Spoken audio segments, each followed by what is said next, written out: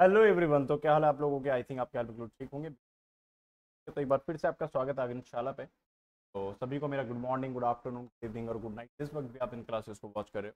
तो बच्चों, पिछली क्लासेस में हम जो अभी तक कवर कर चुके हैं, काफ़ी कुछ कवर कर चुके हैं। लास्ट क्लास है आपकी किसकी? चैप्टर 1 की, business management, fundamentals of management की, या इंट्रोडक्शन टू। लास्ट क्लास है, ठीक। अभी तक हमने सब कुछ डिस्कस कर लिया। क्या क्या डिस्कस करा, एक बार फटाफट से क्विकली रिवाइज कर लेते हैं। जो आज का टॉपिक है वो है हमारे पास क्या? कोऑर्डिनेशन। तो आज की क्लास में हम जानेंगे क्या कोऑर्डिनेशन क्या होता है, ठीक है। तो इससे पहले ऐसा करते हैं, पुराना जो जो हमने पढ़ा है वो एक बार रिवाइज कर लेते हैं। 6 क्लासेस हो चुकी है। तो सबसे पहले क्लास 1 में हमने जाना था सर व्हाट इज मैनेजमेंट। तो मैनेजमेंट के बारे में हमने जाना कि भैया मैनेजमेंट क्या, एक प्रोसेस है। Management is a process conducting a set of functions. 5 function होते हैं sir: planning, organising, staffing, directing and controlling to get the work done in efficient and effective manner. किसी भी काम को एफिशिएंट और इफेक्टिव मैनर में करवाने के प्रोसेस को हम बेसिकली क्या बोलते थे आपका सर? मैनेजमेंट। सर इफेक्टिवनेस का मतलब क्या है? When I focus on time, कि भैया जो वक्त है, जो काम है वो वक्त पे खत्म होना चाहिए, that is timely manner, effective manner. और जब मैं फोकस करता हूँ किस पे? कॉस्ट पे, तो उसको हम बोलते हैं कि आपका एफिशिएंट। फिर हमने जाना था सर आपका क्या? Features of management. तो हमने जाना फीचर्स ऑफ मैनेजमेंट के अंदर क्या? सीआईडी की गेम। सीआईडी की गेम क्या था सर आपका? Continuous process. याद होगा आप लोगों को थोड़ा बहुत, अगर याद आ रहा हो तो। सी से था आपका क्या? Continuous process. आई से था आपका इंटेंजिबल फोर्स। डी से था आपका क्या? डायनेमिक, ठीक है। जी से गोल ओरिएंटेड, जी से आपका ग्रुप एक्टिविटी, ए से ऑल परवासिव और एम से मल्टी डायमेंशन। 3 तरह की डायमेंशन थी: वर्क, पीपल और प्रोसेस। इतना हमने जाना था किसमें? आपका पहली क्लास में। आपको निमोनिक्स ऐसे ही जैसे सीआईडी की गेम है फीचर्स ऑफ मैनेजमेंट, ऐसे ही आपको निमोनिक्स मिलते रहेंगे। तो जिन्होंने क्लास नहीं देखे वो क्लास जाके देख सकते। फिर हमने अगली क्लास में जाना था आपके ऑब्जेक्टिव्स ऑफ मैनेजमेंट। तो ऑब्जेक्टिव पढ़े थे हमने 3 तरीके के। सर कौन कौन से पढ़े थे? एक तो हमने पढ़ा था कि इंडिविजुअल, फिर हमने पढ़ा था सोशल, और फिर हमने पढ़ा था आपका ऑर्गेनाइजेशनल। ऑर्गेनाइजेशन का गोल क्या था? जीपीएस को सेट करना। जी से ग्रोथ, पी से प्रॉफिट और एस से सर्वाइवल। सोशल में एम्प्लॉयमेंट अपॉर्चुनिटी, लिविंग स्टैंडर्ड अच्छा होना चाहिए, better quality, protected, cheap price होना चाहिए, पोल्यूशन फ्री एनवायरमेंट होना चाहिए, ठीक है। इंडिविजुअल गोल क्या होगा सर? इंडिविजुअल ऑब्जेक्टिव क्या होगा? अच्छी सैलरी, सेफ्टी ऑफ जॉब होना चाहिए, अच्छा वर्किंग एनवायरमेंट होना चाहिए, share of profit, peer recognition, ठीक है, और दैट इज ट्रेनिंग वगैरह। इंपॉर्टेंस उसके बाद हमने पढ़े थे इंपॉर्टेंस ऑफ मैनेजमेंट। तो भैया जो ऊपर जो आपके ऑब्जेक्टिव थे, ऑब्जेक्टिव से हमने इंपॉर्टेंस निकाले क्या? Helps in achieving individual objective, helps in achieving group goals, ठीक है, क्रिएट्स क्या आपका एफिशिएंट ऑर्गेनाइजेशन है, डायनेमिक ऑर्गेनाइजेशन, और it helps in development of society. तो ये हमने जाना था सर। थर्ड क्लास में हमने जाना सर आपका क्या? बेसिकली बेसिकली क्या? Management as an art. तो इसके ऊपर मैं ज्यादा डिस्कशन नहीं करूंगा। Practical application of existing knowledge skilfully stumped art. और आर्ट का हमने कंक्लूजन निकाला था कि जो भैया मैनेजमेंट है वो क्या? एक प्रॉपर आर्ट है। उसके बाद हमने जाना कि मैनेजमेंट एज अ साइंस। तो भैया कहता है systematised body of knowledge which is universally applicable, ठीक है, based on principles, based on experiment and observation, ठीक है। तो इसके अंदर हमने जाना कि जो भैया आपका मैनेजमेंट है वो क्या है? एक अप्लाइड साइंस है, इन एग्जैक्ट साइंस है, ठीक है, परफेक्ट साइंस नहीं है। फिर हमने जाना क्या भैया? फिर हमने जाना क्या? Management as a profession. तो प्रोफेशन के बारे में हमने बहुत डिटेल में पढ़ा था। सीए कोर्स का एग्जाम्पल लिया था हमने, लॉयर्स का एग्जाम्पल लिया था। और इसके अंदर हमने जाना कि भैया जो management as a profession in India जो है वो क्या है सर? इन्फेंसी। आगे फिर हमने पढ़ा सर क्या? Levels of management. तो लेवल्स जो जाने हमने 2 तरीके के जाने, मैनेजरियल और नॉन मैनेजरियल। मैनेजरियल को हमने 3 पार्ट्स में फर्दर डिवाइड करा था: टॉप लेवल, मिडिल लेवल और लोअर लेवल। टॉप लेवल का काम क्या था? बीपीओ की कार। बीपीओ की कार बोले तो बी से बजट, पी से पॉलिसी, ओ से ऑब्जेक्टिव, ठीक है, सी से क्या था आपका? कंट्रोलिंग द वर्क परफॉर्मेंस, ए से क्या था आपका? एक्टिविटीज, और आर से क्या था आपका? Assembling resources. Sir middle level का काम क्या है? इन्होंने जो पॉलिसी बनाई उसको इंटरप्रेट करेंगे, ऑब्जेक्टिव के अकॉर्डिंग ऑर्गेनाइजेशन सेटअप प्रिपेयर करेंगे, और सर इंप्लॉय को क्या करेंगे? अपॉइंट करेंगे, इंस्ट्रक्ट करेंगे, मोटिवेट करेंगे, और उनके बीच में कॉपरेशन। सर सुपरवाइजरी लेवल या लोअर लेवल का काम क्या था? वर्कर की ग्रीवेंस को सबमिट करना, इंश्योर करेंगे प्रॉपर वर्किंग एनवायरनमेंट, उनकी सेफ्टी इंश्योर करेंगे वर्कर की, उनके बीच में ह्यूमन रिलेशन यानी कि कोऑर्डिनेशन बिठाएंगे, कोऑपरेशन करेंगे, सजेशन इनवाइट करेंगे, उन सजेशन के बेसिस पे मिडिल लेवल को मदद करेंगे। बोलो भारत माता की जय sir.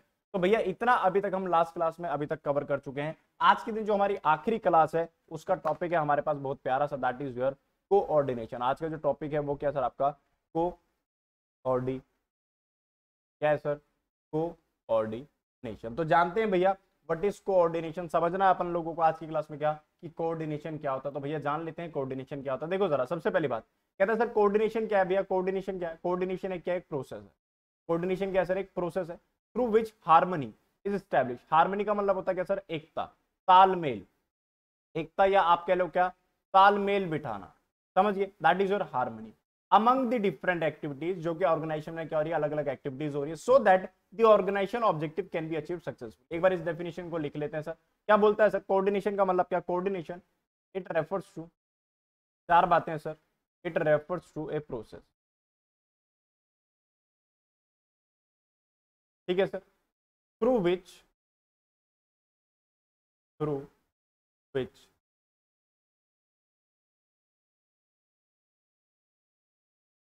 Harmony is establish. Harmony बोले तो तालमेल। सर किसके बीच में तालमेल बिठाना है? Among the different activities, among the different activities of an organization, क्यों? So that the organization objective can be achieved successfully, so that the organizational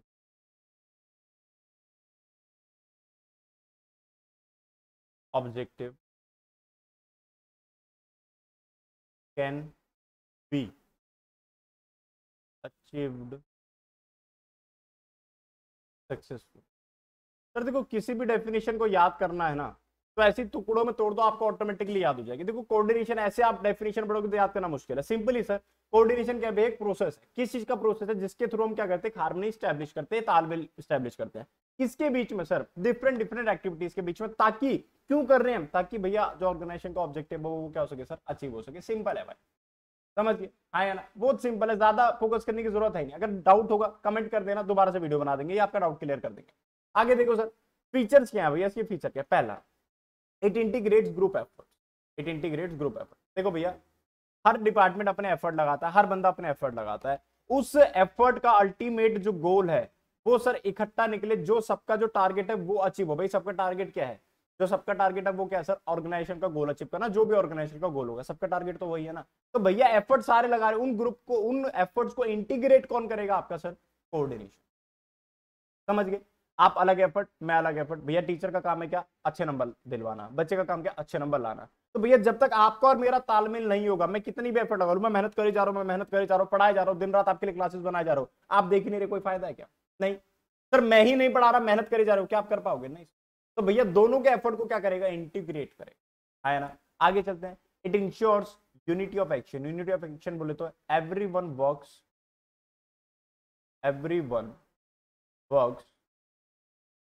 for common goal. ये इंश्योर करेगा that everyone works for the common goal. ये ensure करेगा कि भैया सारे एक ही दिशा में जा रहे हैं कि नहीं, सबका एक्शन सेम है या नहीं।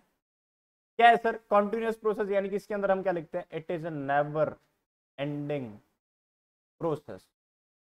समझ गए भाई? आगे क्या है? ऑल परवासिव। ऑल परवासिव बोले तो it applies everywhere. It applies everywhere. और सभी को सॉरी, बीच में मैं क्लासेस रिकॉर्ड नहीं कर पाया था, उसके पीछे कारण था भाई, बहुत ज्यादा ह्यूमिडिटी हो गई थी और अभी रूम में एसी नहीं लगवाया हम लोगों ने, ठीक है। तो थोड़ा सा इस चक्कर में इशू हो रहा था, ये बहुत ज्यादा ह्यूमिडिटी के कारण मेरी बस की नहीं होती, मैं क्लासेस रिकॉर्ड कर पाऊँ, थोड़ी तबियत भी डाउन थी। तो अब आपकी दोबारा से क्लासेस चालू हो गई। अप्लाइज एवरीवेयर यानी कि सर ऑर्गेनाइजेशन में भी होगा, यानी कि बिजनेस ऑर्गेनाइजेशन, नॉन बिजनेस में भी होगा, ठीक है सर। चाहे आपका गोल ओरिएंटेड है, मतलब प्रॉफिट ओरिएंटेड है बिजनेस या नहीं, उससे कोई मतलब नहीं है। नॉन प्रॉफिट में भी होगा।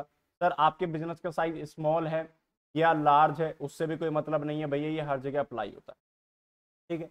Coordination is the responsibility of all the manager. समझो जरा, रिस्पॉन्सिबिलिटी है हर मैनेजर की, यानी कि चाहे वो टॉप हो चाहे वो लोअर हो, कोऑर्डिनेशन जब तक सारे नहीं चाहेंगे तब तक नहीं होगा भैया, हर किसी की जिम्मेदारी है ये। समझ गए? ऐसा नहीं कि टॉप लेवल अपनी मनमानी करेगा और जबरदस्ती कोई फोर्सफुली डिसीजन करवाएगा किसी आपका लोअर लेवल से, नहीं। टॉप लेवल को भी कोऑर्डिनेट करना पड़ेगा, मिडिल लेवल को भी और लोअर लेवल को भी, हाँ या ना।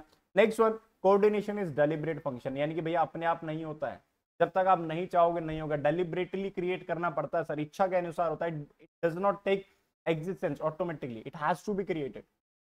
यही बात आपने लिखनी है सर, हाँ या ना? बोलो भाई हाँ या ना? जी सर समझ आता है। आगे खत्म होने वाला, देखो देखो देखो, देखो समझो जरा।